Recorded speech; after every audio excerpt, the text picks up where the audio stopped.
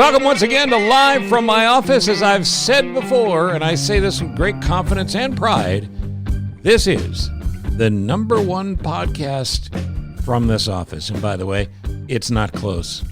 I'm glad you're here. I want to thank everybody who has reached out. The responses and reactions to last week's two-part podcast that Patty Steele, my partner on the Deep Six, and I did last week, where she interviewed her son Jake and I interviewed my brother Mickey. Both almost died from addictions, and the interviews were tough to do, but enlightening. And the great news is, and this is what I hope you got out of it if you heard it, and if you haven't heard it, I hope you'll listen, or at least send it and share it to somebody who could really benefit from it, because we don't associate a lot of optimism with addiction. And the great news is my brother and Patty's son Jake are really good people. They're really good people who got caught up in something they never intended to have in their lives, and it took over their lives, and it nearly killed them. But the good news is it didn't. And now they're here to say it doesn't have to kill you either, or somebody you love. So from where they were to where they are, and from the different lives they've led to the similarities they share, it's really kind of important, to be honest with you. And I don't say that about too many things I talk about, but I'm super proud of Patty and Jake and really proud of my brother too. And I just hope you'll listen. Again, available on the Live from My Office feed, wherever you get your podcasts. You can get those two episodes. Part 1 is addiction. Part 2 is on codependency. And I do think there's stuff there that could help you. All right. Thank you, David Hochberg, as always. David Hochberg and Team Hochberg. He, by the way, David Hochberg, will be a guest on this podcast soon. He is a very generous guy. He gives away a lot of his money, and he raises a lot of money for other people. And he's got an event coming up that we're having him on the show to talk about, and that is raising money for cops so they don't have to pay for their own bulletproof vests. I know it sounds crazy, but the police departments, and certainly Chicago Police Department, a good chunk of the money for bulletproof vests and protective gear like that, well, it comes out of their own pockets. It's crazy. So Hochberg is raising a lot of money coming up on his show on WGN, and we'll talk about it. He'll join us in the next couple of weeks to do that plug for a live broadcast, which is going to be a broadcast dedicated specifically to the cause of raising those monies for police officers. And that event's coming up on February 12th. So, again, when we get closer to that, we'll talk more about it. In the meantime, thank you, Team Hochberg. Thank you, David Hochberg at 855-56-DAVID. Or 56david.com. The guest today is Nick Digilio. Nick is back with his own podcast. The more the merrier. I've always been a big fan of Nick. I can tell you that he was absolutely the most WGN of any of us. And by that, I mean he got the audience and the audience got him. And it wasn't just because he grew up in Chicago. It was because he had the perfect show to match his personality and his interests and his late-night family. He did the overnight show on WGN from 2013 to 2020, and frankly, he should have been doing it for the rest of his life, but I think we know how those things go. So we talk about WGN and some great stories from our past there, our shared past there. We don't get deeply into what happened to both of us, and I know a lot of people would like to hear more about that, and maybe that day will come. But there's a lot of good stories to talk about there, and that's the majority of what he and I will talk about. And the good news, speaking of my brother and speaking of Jake, of Nick being sober, because he was headed down a very dark and dangerous road, and he turned his life around not once but twice, and he talks very openly about it as well. I even asked him in this interview that you're going to hear today to review a couple of things for me, and he does that as well. Maybe it's kind of a sneak preview of the Nick D podcast. And of course he talks about Roy Leonard, his mentor and his friend. And this today, as we record this on the 19th of January, this would be Roy's 90th birthday. So it's pretty fitting that Nick would be launching his new podcast in Roy Leonard's birthday week. So I'm really looking forward to having you guys hear Nick Digilio. And whether it's this show or any other show, you want to comment on it, you can certainly subscribe, rate, and review. But you can send me an email, too, about this and anything. Ask questions if you like. Give me your opinion on things. Give me answers. I have plenty of questions. Send me an email to thecochronshow@gmail.com. The Deep Six, the regular Deep Six, returns this week. We're Patty Steele in New York and me, Steve Cochran, here in Chicago. I get together with Patty every week, and we talk about 6 stories that aren't getting talked about in the news so much. And, hopefully you'll be entertained by it. And we might even give you some things that you could use in your own life. Or maybe it's just, us goofing around. But it's been a great response to the Deep Six as well, so I think we got a lot more of that to come. All right, enough of this. Let's get to that, and that is Nick Digilio. Welcome back, Nick. We'll get to Nick Digilio on Live from My Office right after this. If you're moving out of Illinois, and sadly many are, and purchasing a new home where you're moving next, you need to use Team Hochberg, your trusted local lender. That's the smart call to make. David would like to congratulate the great state of Illinois for achieving 2nd place in the United Van Line's annual outbound moving report, which is up from 4th place last year. Wait, that's not good, right? Selling your existing home and purchasing a new one can be overwhelming. So why stress over a new mortgage? Team Hochberg has originated thousands of mortgages all over the country from their Chicago offices. In addition to helping listeners secure new mortgages, Team Hochberg can also refer you to a trusted local realtor who will help sell your current home. If you're leaving Illinois, call Team Hochberg for help selling your home and get pre-approved for a new mortgage. Team Hochberg has helped me help thousands of my podcast listeners do things like secure mortgage on new homes after they leave the state. But guess what? They can't help if they don't talk to you, and you can't talk to you if you don't call. So make the first move. 312-855-56-DAVID or 56david.com. And tune into Home Sweet Home Chicago, hosted by David Hochberg, Saturday mornings at 10 a.m. on AM 720 WGN. Homeside Financial is an equal housing lender, NMLS number 1124061. Well, I often talk about the cheap thrills of doing Live from My Office. Man, it doesn't come much cheaper than this. How long has it been since the last time this guy and I got together? Ladies and gentlemen, Nick Digilio. What? Where are you? Big D's on the podcast. How are you, man? I'm good. How are you? It's like old. It's like the old days. The fun we had. Do you remember the 2010s? The fun we had. I remember the 90s too, my friend. We had fun back in those days too. Yeah. All right, so let's do some basic, what's going on with you, and talk about what's coming up, and then we're going to talk a little bit about WGN. But I only say a little bit because you got this cool thing you're doing on video, and I want people to see your story as you tell it. There's plenty of time for us to really get down to business, but I don't want to sell that out. So first off, now, when they decided they no longer needed you overnights, and I'm not kissing your ass, you know me, I think that's a much dumber decision than getting rid of me or getting rid of Bill and Wendy and getting rid of Rote. Nobody reflected the heritage of WGN in Chicago the way you did and provided entertainment and information for that third shift audience for years. That to me was the last sign, if you needed one, that they'd gone off the road. So I just wanted to say that to you because I don't know that I ever have. Man. I appreciate that. I mean, you know me, and you know how much I loved WGN and how much it meant to me to be on that station. And yeah, I mean, I don't know what to tell you. I mean, the way that station, there was no other radio station in the world, that was like WGN. And to see that sort of crash and burn was really, and I was there, during that first time when you got canned. Right. And I made it through that nightmare. I kind of laid low. One of the things about, at that time I wasn't full time. I was overnights on the weekends and doing fill-ins. And so when you're overnights on the weekends, you can kind of be under the radar. You know what I mean? You can kind of still kind of do your thing and still not, because they're more concerned about the weekday day parts, the full-time day parts. Yeah. And I was there for a long time, as you know, Steve. I was a part of WGN for over 35 years.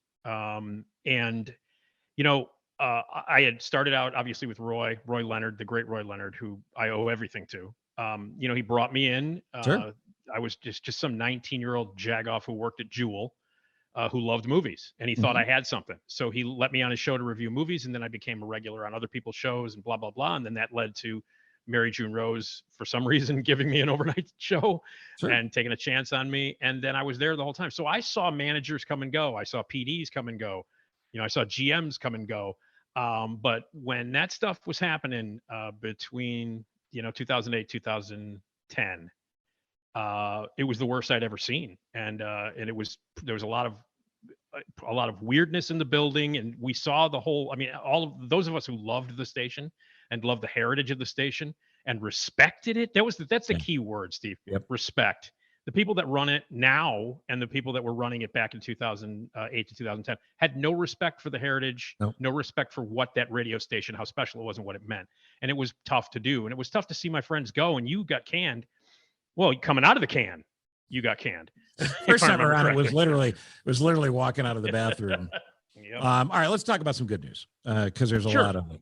One is your personal health. You're very honest. Last week on this podcast, my friend Patty Steele, radio legend from New York, she and I do a thing called the Deep Six on Fridays. We also share this unfortunate story of her son having a heroin addiction, and my brother Mickey, who being a career alcoholic until 18 years ago, when he got sober, and he just celebrated his 18th anniversary. God bless him, man. So we interviewed both of them. We talked about codependency and all that. You were very public about your struggles and your drinking. How are you doing? How hard is it for you now? And are you healthy? I'm better now. Let me just say this. I got sober, and you remember this because we were all working together back in the great days when DeCastro was running the place. And in 2015, I ended up in the hospital because of the drinking. And I do want to preface, and I was honest with everybody. I'm not going to lie on the air, because one of the things that I treasure most about when I was on WGN was the connection that I had with those listeners, was the connection that I had with the people. And I'm not going to lie to them. I had a drinking problem at that time, and I was out for a month. I came back, and I said I wasn't going to make up some lie about where I was. I said, look, man, I'm a recovering alcoholic. I had a bad time, and I'm trying to remain sober. And that's where I was for the month that I was off. And I remained sober from June 11th, 2015 until, and then I had a relapse after I got fired. And do you remember what I told you? Because you and I talked when you were either in the hospital or just out of the hospital after you relapsed. And I was pissed. And I tried to temper being pissed at you because I'd been through this with my brother. But I said to you, if you let these guys put you back in the bottle and keep you there, that's your fault. And you're better than that. And I don't know if you remember the conversation, and I'm not taking credit for it. I'm just saying it felt like you needed that kind of ass kicking at that point as the big brother you never asked for here. And I couldn't be more proud of you and more thrilled that you were able to pull it out a second time. And now you're doing what everybody that's had addiction does, one day at a time. Exactly. Well, it was interesting because, it wasn't easy. It's never easy. It's not easy. And, I've talked to your brother about it several times. I mean, he would bring it up every time I saw him. He's like, how you doing? Like, it was important to him. Because there is an unspoken, and I know this because you are related to someone who is a recovering alcoholic and someone who deals with addiction. There's a connection an unspoken connection we all have. You know what I mean? Like, we can all be in a room and you can say something to someone, and then you look across the room and you go, person and I have that in common. It's a disease, and we have that disease, and so it's an unspoken thing. But I always love talking to your brother about it because he was straightforward about it. What are you doing? What's wrong with you? And I'm like, okay. But it was rough, and I shared it with my audience, and I will say this, that when I shared it, some people were like, maybe it's not a good idea to share that, and then I thought to myself, well, no, I share everything else. Why wouldn't I share that? And so I did. And as a result of that, and one of the most satisfying and gratifying things ever is the amount of people that I've heard from that said that helped them. Right. Like me talking about it and me talking about the struggle and mentioning it on the air and telling stories and stuff like that. It helped them. And you have no idea. Well, I'm sure you have an idea, but I had no idea how much that would affect me and how much that meant to me. It's the ultimate truth. And I had a conversation with someone on the Monday podcast, David Wallach, when celebrities step forward and they admit they have a vulnerability or an issue, it's powerful because people need to hear you're not alone. And that's what you did for them. Yeah. And especially, especially at that time that you're on, that I was on, Right. people often wondered why, and you know this because you were there when I was offered earlier time slots Hmm. and different day parts, and I turned them down. Right. And you knew I would. You told the boss, you're going to offer it to him. Right. He's going to turn it down, Right. And one of the reasons I did that was because there was nothing like the intimacy of that overnight That was your family. audience. That was your extended family. Absolutely, exactly. The thing about it is that when you're doing overnight radio, and what's on overnight now on that station is just, I mean, it's deplorable. I mean, it's unbelievable. But when you do the shift, you connect with people, and you always connect, especially on WGN, and you connected with your listeners and people. But there's something about that overnight shift that's more intimate. Right. That people are in bed when they're listening. Some people are very, maybe they're sad, they can't sleep. Maybe they're at a job that they hate and they're doing the overnight shift alone. They're, security guards or something like that. Maybe they have a newborn and they're up and Sure. they can't sleep. There are many reasons why people are listening at 3:00 in the morning. And some of those reasons are because people have some addiction issues. Right. And because people might have some alcohol problems. And I wanted to make sure that all of those people, I wanted to make sure that they knew that I was there. And the overnight crowd is a much more intimate crowd. That's one of the reasons why I wanted to stay there, and one of the reasons why I had such a strong connection. One of the reasons why my fans, my listeners, were the most insanely passionate of any listeners at WGN. And I'm not saying that to blow my own horn or anything. It's absolutely true. I don't deny it for a minute. Yeah, but they were, really, really passionate about my show and about, the relationship that we had. And also about the anger when you were fired. The outpouring was huge. So I know people are. It was rough. It was rough, Steve. I'm not going to lie to you, obviously. I didn't have a drink since 2015, and then, 5 years later, a little bit over 5 years later, I get fired, and I don't know what to do, and I just drank. I started drinking. Where was it when you fell off? Where were you? Home. Alone? Home alone. There's a Walgreens across the street. They have a liquor department. And I walked across the street. Once all that was settled, and I started to, instead of, at around 9:30 p.m. or 10 o'clock, getting ready to leave and go downtown to do my show. Yeah. And I'd still just be sitting on my couch. Right. Depressed, not having this job that I adored, like my dream job. Yeah. At the greatest radio station on the planet. And I realized that it wasn't going to happen anymore. And one night I was just like, fuck it. And I went across the street to Walgreens and I got some booze, and I just dove in head first, didn't eat, didn't do anything, just got loaded for days and, a couple of weeks and on end, and then ended up in the hospital. What pulled you out the second time? But I've not had a drink since I got out of the hospital. And that's amazing. And by the way, I've not had a chance to say this to you. That is amazing. Because I'm sure you've done the deep dive on statistics and how these things happen. It takes a lot of willpower once you've fallen off to pull yourself out of that tailspin that quickly. So how'd you do it? It was just a decision that I made. I mean, it was one of those deals where, here's the thing: when I fell off the wagon, I didn't start. It wasn't like a whole year of drinking. Mm-hmm. It was about 6 weeks of solid boozing. Mm-hmm. So it wasn't like I got on the wagon and wasted, like a lot of people, they fall off the wagon and they drink for another 5-6 years, when they fall off the wagon, then they're loaded for. This was a 6-week, it was an intensive training course, but it was pretty intense, but it was only about 6 weeks worth of drinking, enough to really screw me up and put me into the hospital. But I have not had a drink. I don't know the exact date. I mean, the first time that you quit drinking, or the one time that you quit drinking, you always remember that date. Mm-hmm. But this one I don't remember, because it was all a fog. Because I don't remember being in the hospital.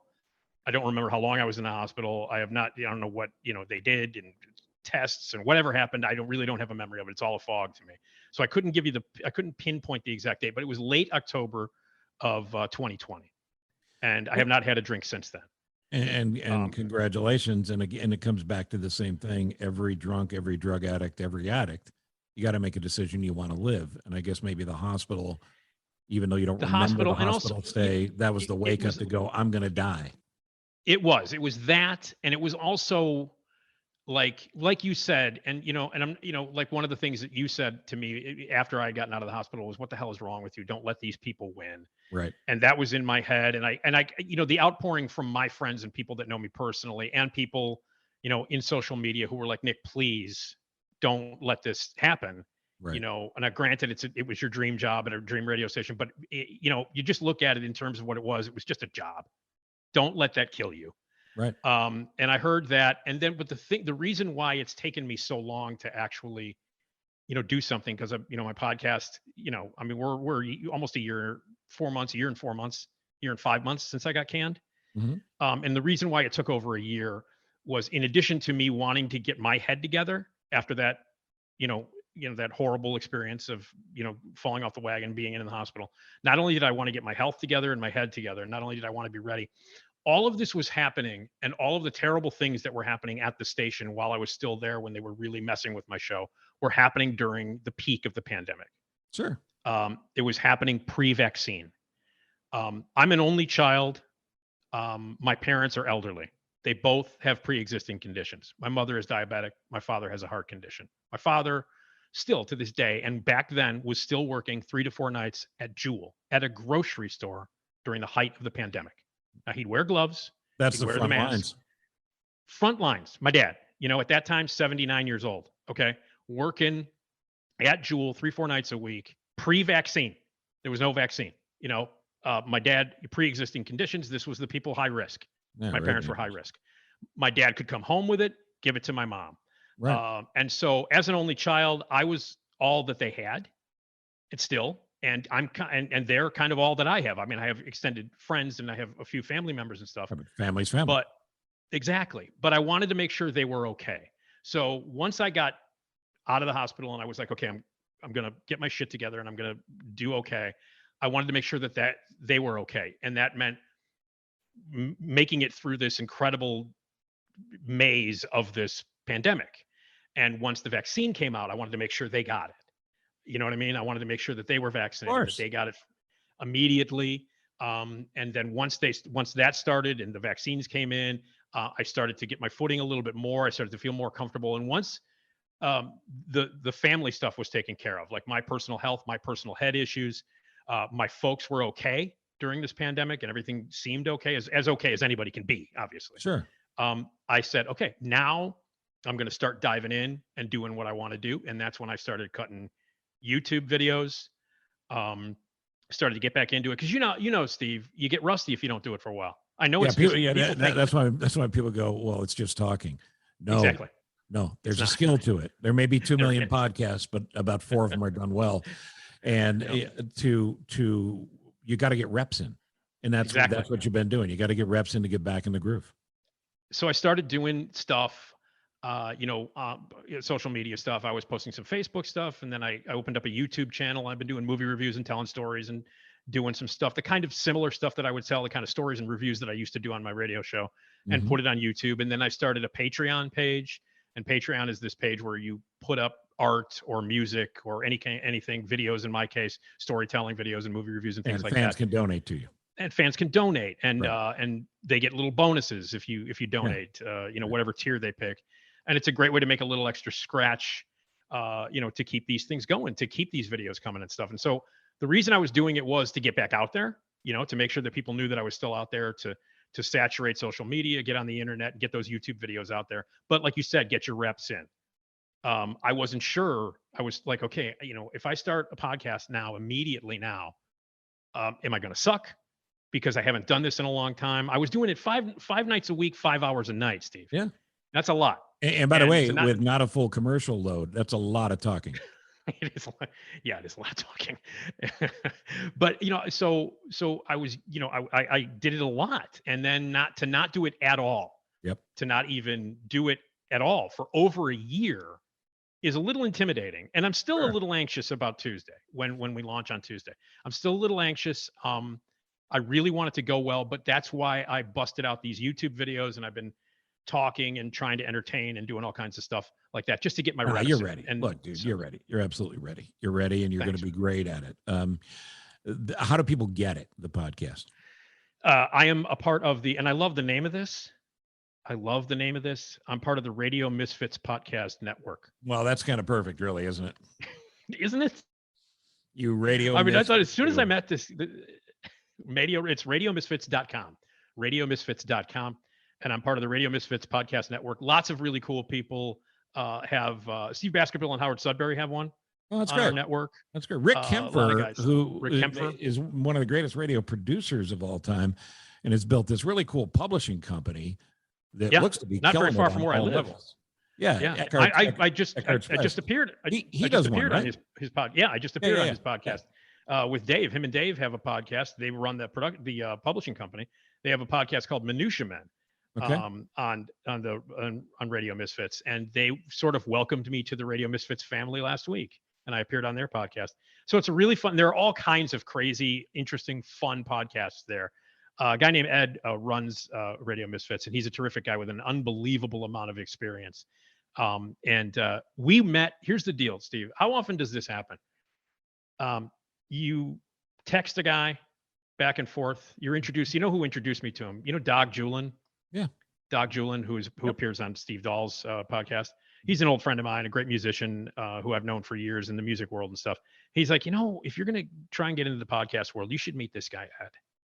And I'm like, okay. So Ed and I would text each other back and forth. And then he's like, let's meet. Okay. So I went one day and I went down and met him. And I'm not kidding. How often does it happen, Steve, when you meet a guy and after an hour you go, I'm going to work with this guy? Yeah, never. Does that happen? Yeah. Never. Yeah, that's very cool.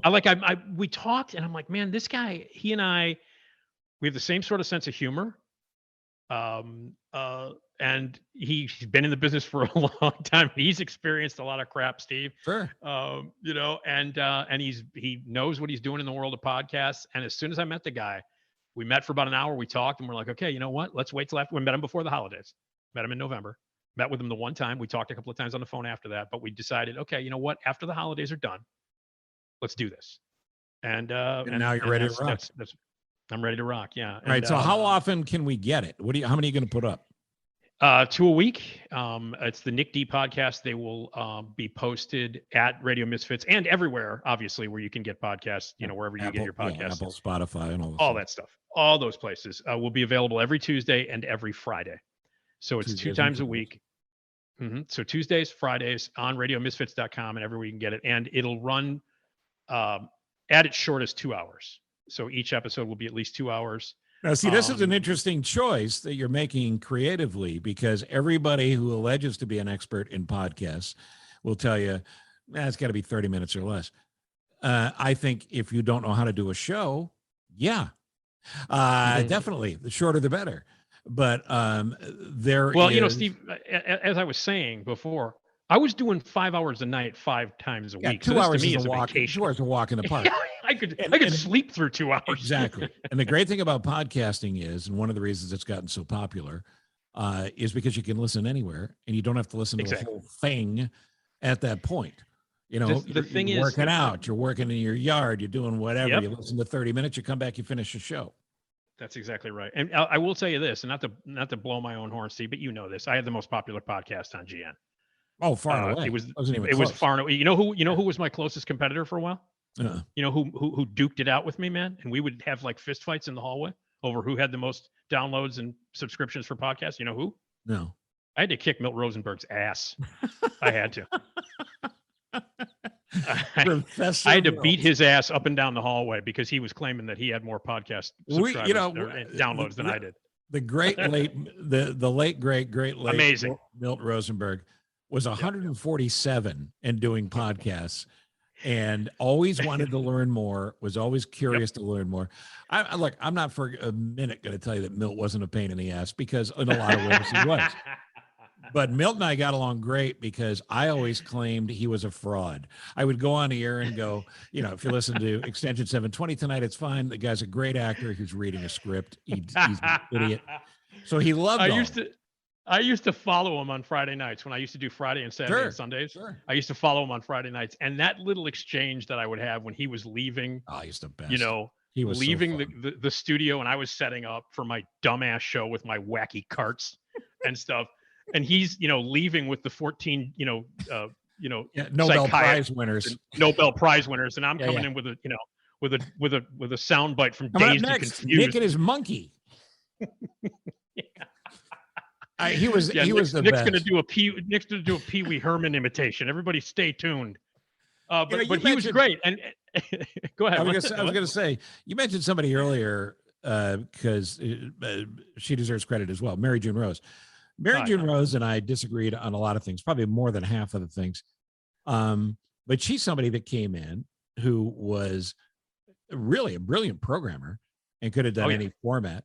And she came in and she got the GN culture. And I remember she gave a lot of that credit to Bob Collins, but she got the GN culture and she thrived there and promoted it. And that was a big deal too. But I'm glad you brought up Milt. About Mary June. I always will love Mary June because, I mean, look, she gave me my first gig, and it was because of Roy, but she was the one who took a chance on me. Every other PD that I ever worked with when I was just a part of Roy's show were like, you need to get rid of this asshole. They kept telling Roy. And Roy was like, no, I like him. And he's going to be a part of my show. And then Steve and Johnny were like, no, we like him. And he's going to be a part of my show. By the way, tell people, remind people what Roy said to you when he finally said, this is your gig now. Oh, he said it's story for me. Yeah. Yeah, he said it's about, what did he say? It's about, oh man, I can't remember if he said wasn't it? I'm tired. I can't see another terrible movie. Wasn't that the story? Oh, no. You mean when he retired? Yeah.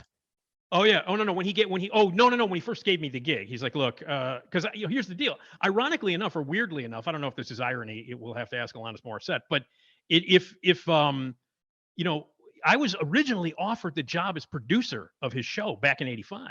Well, I guess I didn't know that. And I went in and I interviewed with Lorna Gladstone. Yeah, sure. And I went in and I interviewed with her. And I clearly shouldn't have gotten the job. I was just like, I think I came from the dairy department of Jewel straight to the interview with my name tag and shit on, with an apron and a hat, and I went in and I didn't get the gig, but Roy really loved me and he wanted me to get it. And Nina Newhouser got it, who was a fantastic producer and a really wonderful person, but she got the gig instead of me. And so Roy was like, well, you know what? Listen, as a consolation prize, why don't you review movies for me on the show? And I went, what? He's like, yeah, you're not cut out to be producer. And he knew it. He liked me a lot and he wanted me to be part of the show, but I wasn't qualified. I shouldn't have been producer of the show. I had no experience or anything like that. So he's like, all right, look, here's the deal. You just go see all the shitty movies. Hey, listen, hey, listen, man, I can't do it anymore. I can't see any more of these Kung Fu movies. If I see another naked woman getting stabbed in the throat, I'm going to kill somebody. You go see that. You go see that shit, man. And all right, man, you go see that, man. And you can review it for me, man. That's so good. And that's how it started. And then it evolved. I started out just reviewing crappy movies on Roy's show. And then we became partners and movie review partners and all that stuff. But yeah, I mean, Mary June Rose, she was the one who was like, yeah, I'm going to give you a show. And she actually said to me, I think I don't know if I'm making a really, really huge mistake right now. Yeah. But I'm giving you a show. She was quite honest. Yeah, she was. So in 1998, at this point, I had been reviewing movies on Roy's show since '85. So we had been reviewing movies together for years. And we started another company started a magazine called Roy Leonard's Going Out Guide. And Roy said, I won't do it unless Nick's my managing editor. This is the kind of stuff that Roy, has done for me. And so I was managing editor at this magazine for many years, and that was my full-time gig, doing the stuff on the air outside of that. So when Roy retired in '98, I have to tell you the story, because Roy and I would see movies together all the time. Okay, I was a film critic, became a professional film critic at the time, Chicago Film Critic Association, all that crap, and I would go to the press screenings that only critics would go to in a small screening room downtown. You know where they are. Sure. And I would often go. And by the way, so people get it. You, Ebert, Siskel, Roper would Dave be Kerr. there. Yeah, all those guys. All those guys, and Roy and Dan Geiger and all those guys. And so we would all see the movies, and I would always sit next to Roy. We would have conversations. And Roy told me before he told everybody, he told him, friends and his family and management at WGN that he was going to retire before they announced it, which is obviously what you do. He retired at the end of 1998. He retired at the end of December of 1998. His last show was on a Saturday in December of 1998. I was told that he was going to retire probably in, I think it was April or May of '98. So we knew, and we couldn't tell anybody, and he wanted to let me know and all that stuff. And that's when Mary June pulled me into the office and she said, we want you to stick around. We want you to stick around. And then I'm thinking, oh, is she going to give me Roy's show? Like some jag off, and she's like, and I'm thinking, I'm in my head, before I even said a word, she's like, you're not getting Roy's spot. Yeah, that's Don't Mary even, June. That's her. you're not getting it. And I'm Yep. like, well, okay. So anyway, my point is this, that did I ever tell you the story about when Roy decided he was going to retire? I don't think so. Yeah. Like, he made the absolute decision. Are you ready for this? Because it's one of my favorite stories of all time. Mhm. And I have like a million Roy stories. Sure. Roy Leonard and I were talking, and he told me, when he called me to tell me that he was retiring, he said, "Listen, man, I got to tell you, man, I'm going to retire at the end of the year." And I'm like, "Oh, man." And I understood why. Legend, retire, Sure. whatever, man. He's put in his years, and he's a Right. legend. And so he's like, "You want to know when I decided I was going to retire?" I said, "When, man?" He goes, "After I saw that goddamn There's Something About Mary." I said, "That's it. I'm retiring." So you can blame the Farrelly brothers. Straw. That was the straw. The Farrelly brothers drove Roy Leonard out of the business. That's exactly right. I was sitting next to him during that movie. I'm laughing my ass off. Roy's like, "What the hell am I watching?" So funny. You know, there's semen in her hair. And I think at that point, Roy was like, when the dog flew out the window, I think Roy's like, "That's it. I'm retiring. I've had it." Well, everyone has their breaking point. And it was There's Something About Mary for Roy Leonard. So, all right. Now, people will, let's give them a little just snack size version, because I have two things I want to ask you about related to reviews. Sure. I'm sure you've seen both of them.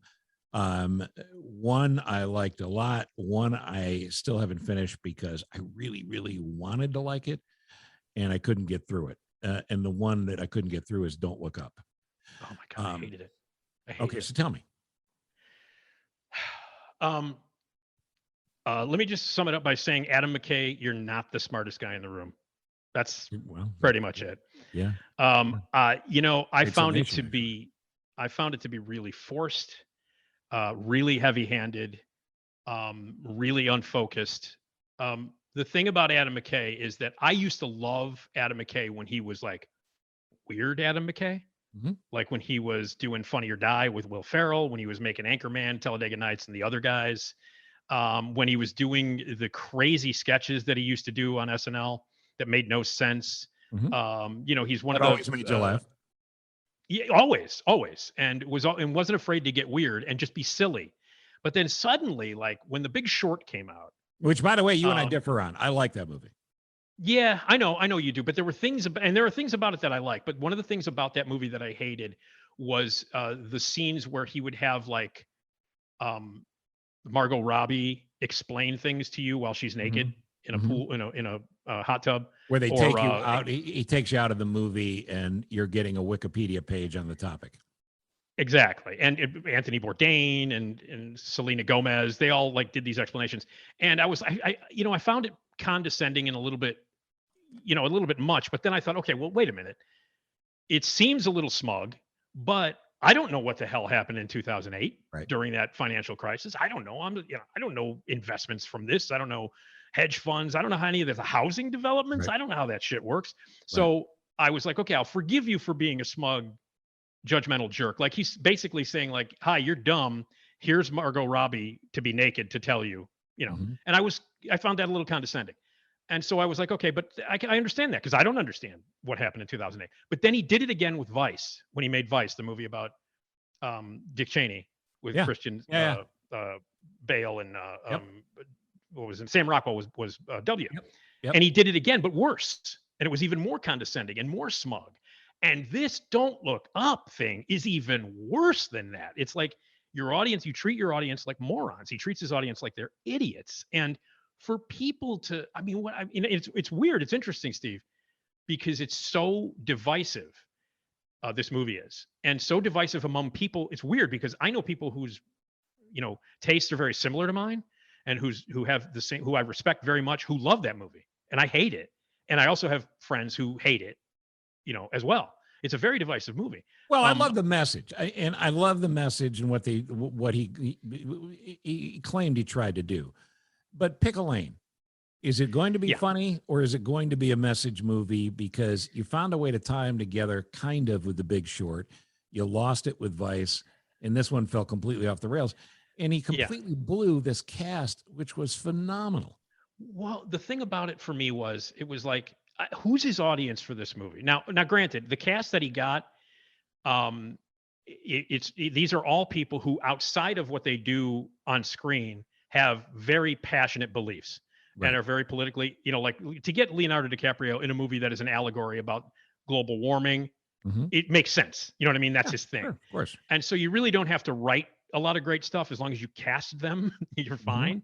But the thing about it was, I don't know who his audience for this movie is because it's very preachy. Look, if you are trying to reach people who think that climate change is a real thing and that they want money dedicated to it, that it should be changed. If you lean to the left, well, they don't need to be talked down to. And that's what this movie does. It's a great point. And if you're trying to reach people on the right who are climate change deniers, they're not going to watch your goddamn movie anyway. No, not so ever. Who's your audience? Right.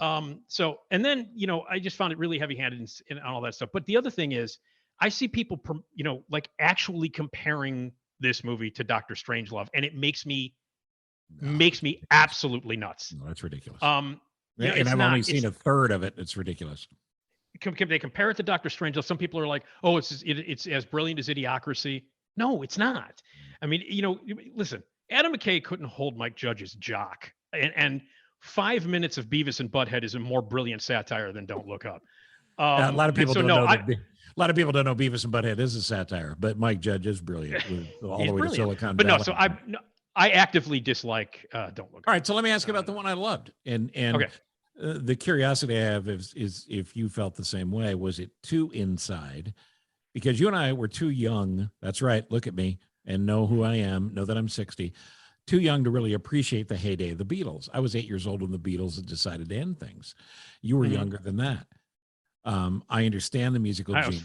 I was five. Yeah. Yeah. I've become a huge Beatles fan through the years, not the level of Spike O'Dell. Paul McCartney has a restraining order against Spike O'Dell. That's true. Yeah.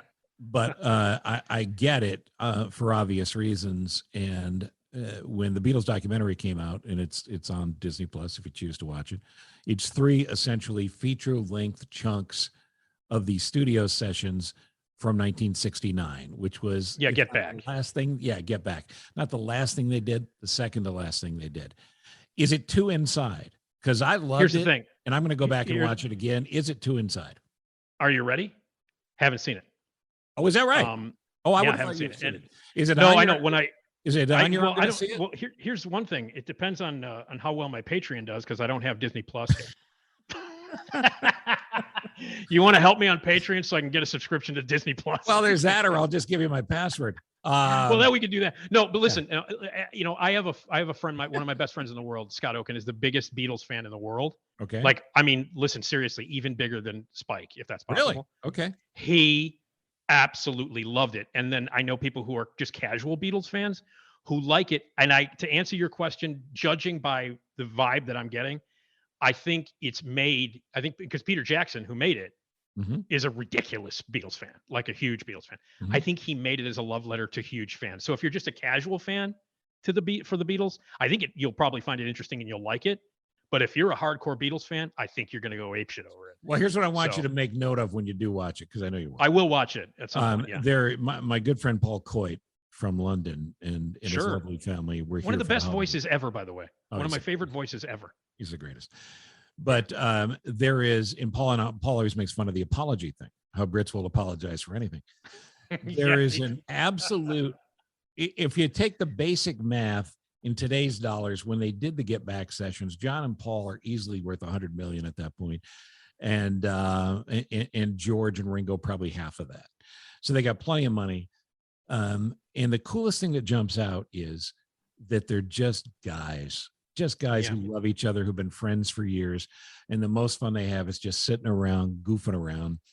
And they just happen to be brilliant musicians who make this great music together. But what's amazing is when things get tense, there's one piece, I think it's in part 2, where George gets up to leave the band. He's leaving the Beatles and he's walking out and he says something to the effect, I'm not far off on this line. He says something like, well, I guess that's it then. See you around. And he walks out and he's literally breaking up with the band.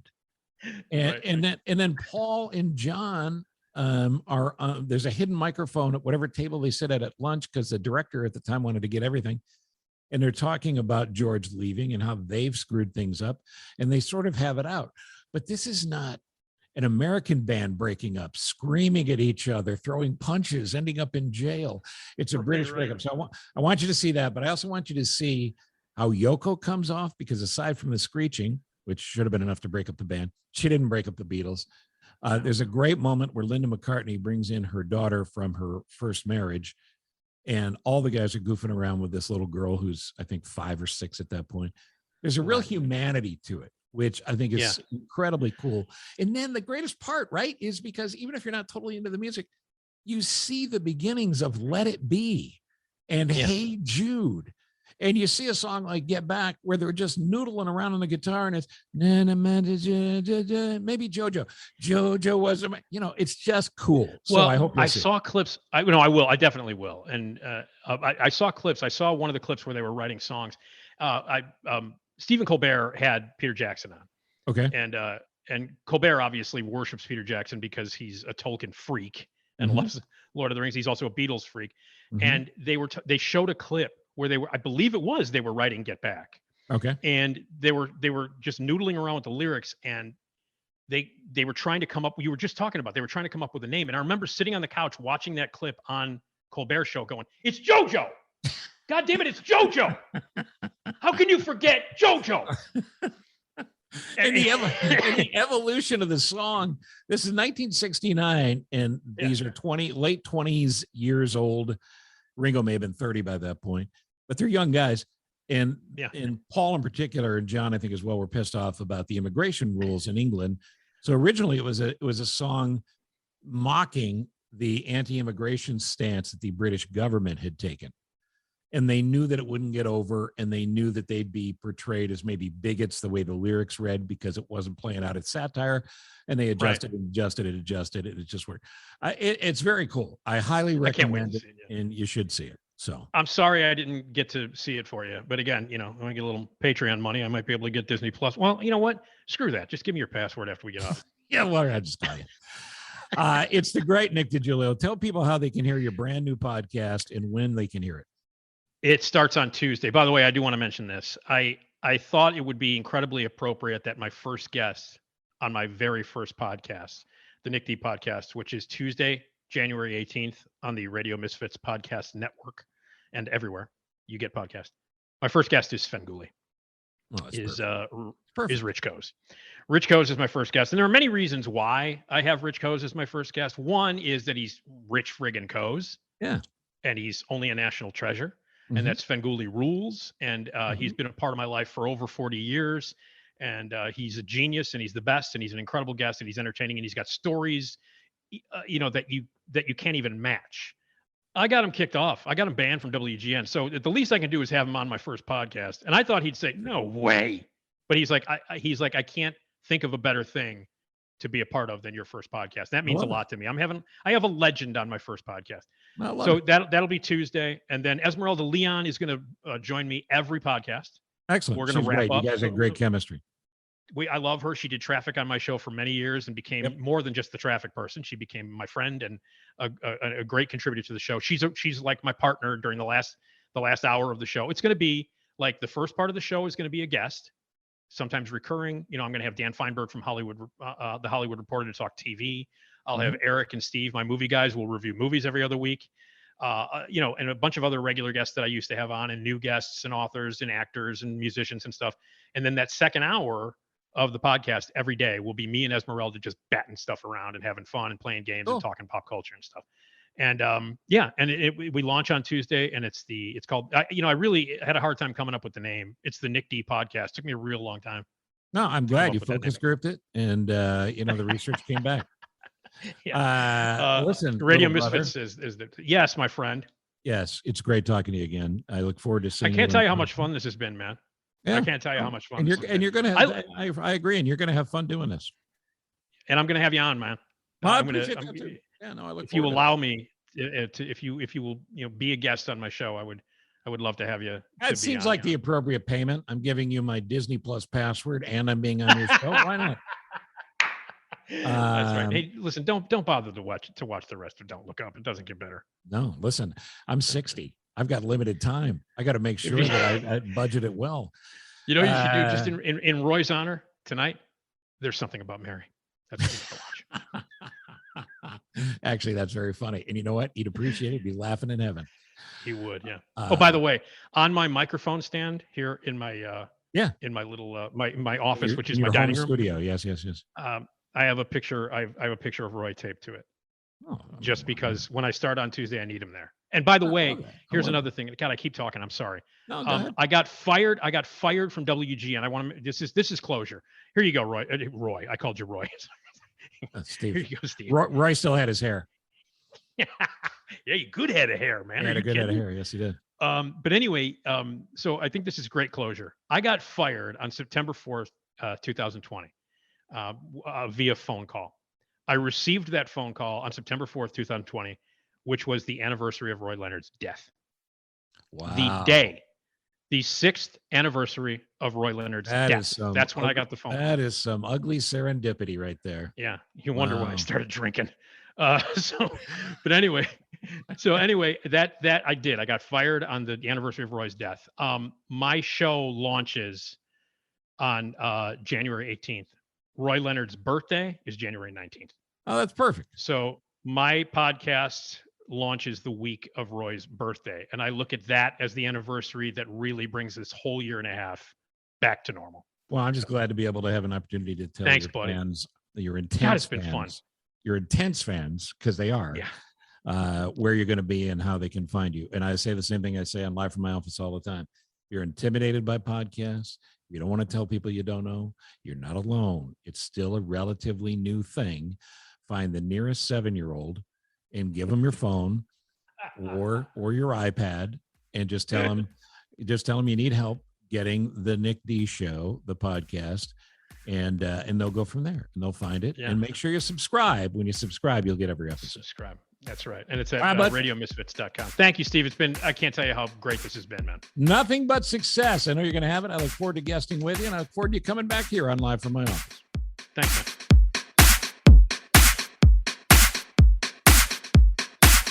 If you're purchasing a new home, refinancing your existing home, securing a VA loan or reverse mortgage, do what I have always done when I needed help with my home and money. I call Team Hochberg, your trusted local lender. Rachel, a first-time home buyer, asked her dad, Doug, for mortgage advice. Doug recommended Rachel contact the only lender he trusted, Team Hochberg. Rachel found a home, but decided to contact her realtor's preferred lender. Not a good idea. It's a bad move. And Rachel didn't appreciate the unresponsiveness of her realtor's preferred lender, so she contacted Team Hochberg. Now, she should have done that in the first place, but the good news is David answered Rachel's questions, responded to all her inquiries, and helped her secure the mortgage she needed on her first home. So let's review. Rachel was disregarded and frankly blown off and taken for granted by her realtor's preferred lender, while Team Hochberg helped her secure the mortgage she needed for her first home. Team Hochberg has helped me, my family, my listeners, thousands of podcast listeners, kids and grandkids everywhere, all to secure financing when they purchase a home. And it's just like they helped Rachel. But they can't do it if you don't call 855-56-DAVID. That's 855-56-DAVID or 56david.com. And don't forget to tune in to Home Sweet Home Chicago, hosted by David Hochberg, Saturday mornings at 10 on AM 720 WGN. Homeside Financial is an equal housing lender. NMLS number 1124061.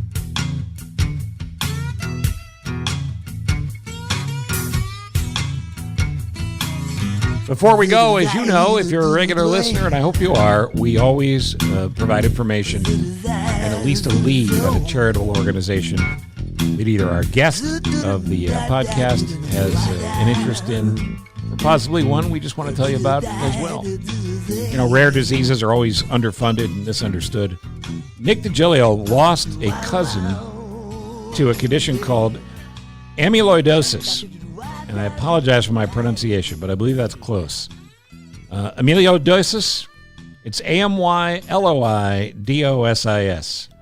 And it's a name for a condition that causes excess proteins to affect the body's organs, including the heart. And it can and often is deadly, even though it's a very rare disease.